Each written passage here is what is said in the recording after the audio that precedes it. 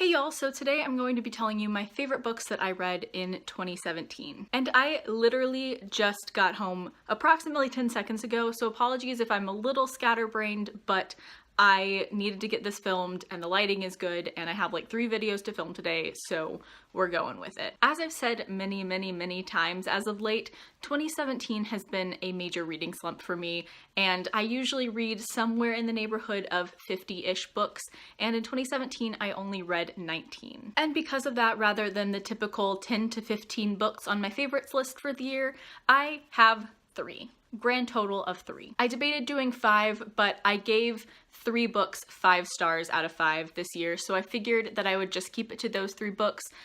There were other books that I really enjoyed, but these are the top 3 for sure. If I'd made a top 5, I would have had to kind of scrounge around to figure out that 5th book, so sticking with 3. Quick reading stats for 2017 for those of you who are interested. Like I said, I read 19 books. I wanted to get to 20, but I just didn't.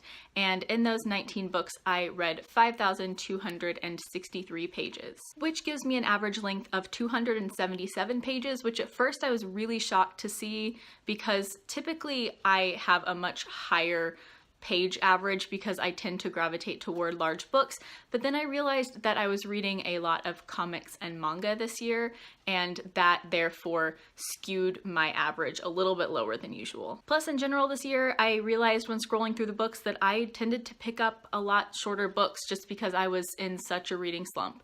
I think I only picked up 2 books that were over 500 pages this year, which was nowhere near my goal for the year, but we'll get to that in my challenge update video that'll be coming soon. And the average rating that I gave out in 2017 was 3.6, and my overall Goodreads average is 3.65, so pretty much I was on par for my typical ratings. And lastly, before jumping into the top 3, I do want to mention my singular least favorite book of the year. Typically I have about 4 or 5, but this year, since I read so few, I only had 1, and that was my only 2-star read of the year, and that was the first volume of the Devil's Line manga series. I picked this up for the Booktubeathon for the challenge to pick up a book based solely on the cover, and this just solidifies why I don't read books solely based on the cover. It deals with vampires in, I believe, Tokyo.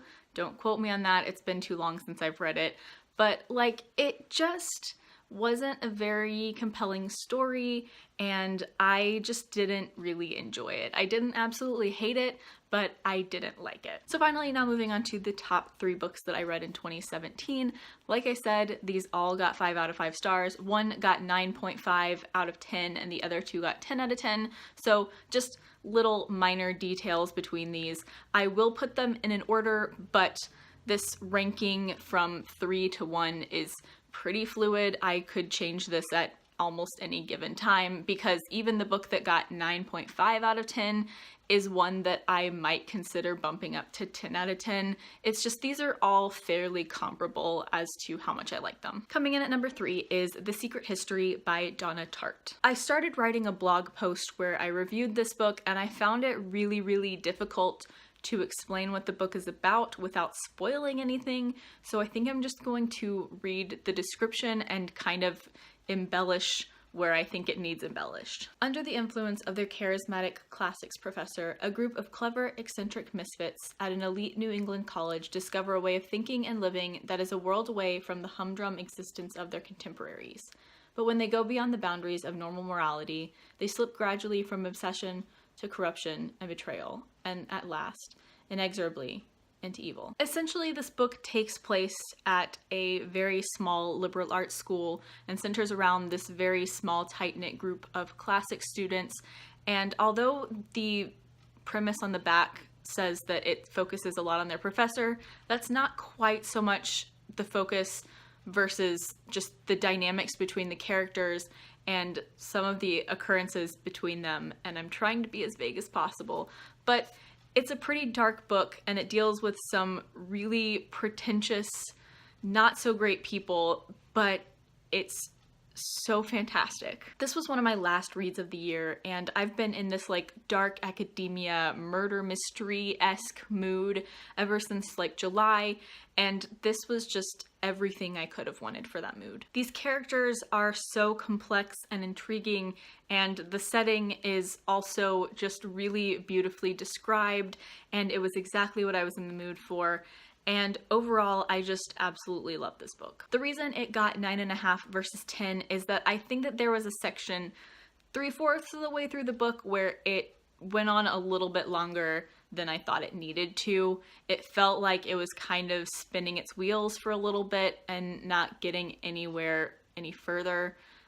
So that was like the one tiny knock, but it wasn't that big of a section, and I think that a lot of the stuff that happened in that section was still very important. I just think it went on a little bit longer than it needed to, and I felt like we could have moved on a little bit sooner than we did. But overall, I really loved the writing of this book. I really loved the overall tone and mood and the characters. This was just exactly what I was in the mood for at the exact right time, and I really enjoyed it. Coming in at number 2 is the book that started this whole dark academia kick that I'm still kind of slightly in the mood for, and that is If We Were Villains by M.L. Rio. I picked up The Secret History because I saw people saying online that If We Were Villains was a little bit of a knockoff of The Secret History, and I think that personally I preferred If We Were Villains, even though I think that The Secret History is probably overall a better book, just quality-wise. I still think this is a really fantastic book. I gave it 10 out of 10 stars, but I think that most people would probably prefer The Secret History. So of course, given that people have said that this is a knockoff of The Secret History, they have somewhat similar premises. The main character of this novel in the present day timeline has just been released from prison for something that he was arrested for 10 years before, and he's kept in touch with the cop that arrested him, and the cop is retiring and wants to know what really happened that night. And then we go back to the main timeline of the novel, which centers around this main character and his very tight-knit group of friends who are all senior Shakespearean actors at this school. Like in The Secret History, it's a very small, tight-knit group of students, and something happens, and it follows these characters before, during, and after this event, and all of the chaos that ensues. And like I said, I personally liked this one more than The Secret History, although objectively The Secret History is probably the better book. This is probably also the quicker read. It took me literally a day to get through it, less than a day. I just flew through it. The Secret History took me a few days. It was a little bit more slower paced.